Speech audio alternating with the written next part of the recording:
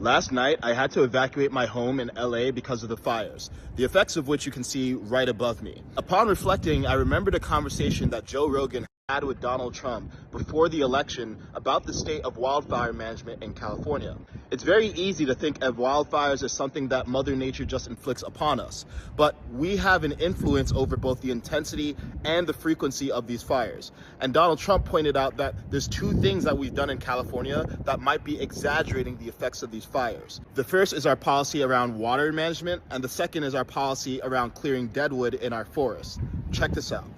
Los Angeles, you can't get proper amounts of water. Right. And it's unbelievably expensive. And they're actually thinking about rationing water. Can you believe it? I was in the farm court country with some of the congressmen. We're driving up a highway. And I say, how come all this land is so barren? It's farmland, and it looked terrible. It was just brown and bad.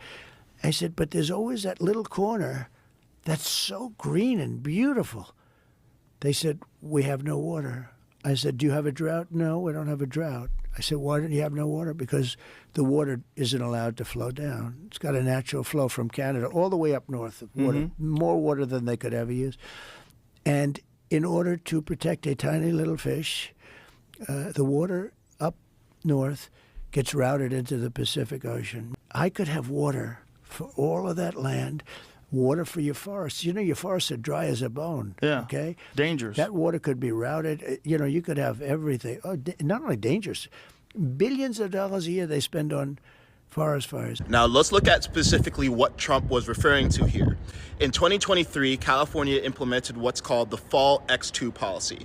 This is a policy that's designed to redirect water away from areas that endanger a specific species of fish called the Delta smelt. Proponents of this policy argue that the Delta smelt are important to indigenous populations, as well as important for the overall health of certain other endangered species in that area, like the Chinook salmon or killer whales. And that sounds good, but let's look at what the cost of protecting the Delta smelt actually is. In 2023, we dumped 195.5 billion gallons of water into the Pacific Ocean. That's water that could have been used for firefighting or watering farmlands. This is all happening while we're focusing on scarcity conservation-based policies, while we're dumping $200 million worth of water into the ocean to protect a relatively niche species. Now that's how we've been wasting our water, but what about our forests? And you know, there's a case with the environment. They're not allowed to rake their forests because you're not allowed to touch it. When a tree falls down, after 18 months it becomes very dry. It's like, you know, like real firewood, it's bad. But when a tree is up, it sucks water, it's wet. I went to they had a couple of horrible forest fires in California, and I said, you know, you had a lot of trees standing. Yes, they were healthy trees, sir. I said, with this intense heat, that you could see they were charred a little bit on the bottom, but they were going to be all right because they're soaking wet because they suck up the water, right? But when they fall, Right. they're like, you know, it's like lighting a match. Yeah. And you got to be able to clean. They call it maintain your forest. So I was with the head of Austria. He said, you know, it's a shame. I see all those forest fires in California, and all they have to do is clean their forest, meaning rake it up, get rid of the leaves, get rid of, you know, leaves that are sitting there for 5 years. And We'll certainly get rid of the dead fall. And get rid of the trees that are falling. I think that's the real issue. You know, is the dead fall. environmentally, they don't want to do that. They said, you know, it's got to be nature and all this stuff. Is there some truth to Trump's claim? It turns out yes. A 2024 study found that approximately 91.4 million dead trees were spread over 27.8 million hectares of land in California. Many people in the environmental lobby will argue that we need to preserve this deadwood actually because it contributes to the natural habitat that many endangered species rely upon. But here's an example of where trying to do good actually ends up doing bad.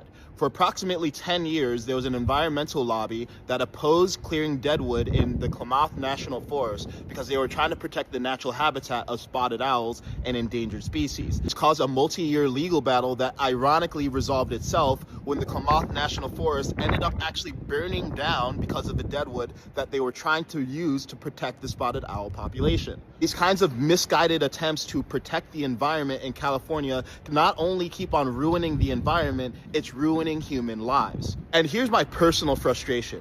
California has the best land and the worst government in the United States. We have incompetent politicians who constantly focus on things that sound good while actually doing bad. And they focus on first order consequences while ignoring the second order consequences. They constantly focus on popular slogans like needing to protect our environment and climate change and protecting the fish and protecting the trees while ignoring the second order impact on humans. And ironically, like in the case of the spotted owls, in their attempt to protect endangered species, not only are they harming humans, oftentimes they're not even protecting the endangered species. And to take this a step further, I think California's government represents a dysfunctional, far-left worldview that is consistently not producing results, is just producing heated conversations. We spend more money on homelessness every year, while the amount of homeless people just keeps on increasing every year. We have reasonable people who are afraid to speak up because we don't want to be labeled as climate change deniers just for questioning some of these dysfunctional environmental protection policies. We have a governor in Gavin Newsom who left San Francisco a failed city and is slowly turning California into a failed state. This is the same governor, by the way, that during COVID recommended that we quarantine at home while he dined at the French Laundry.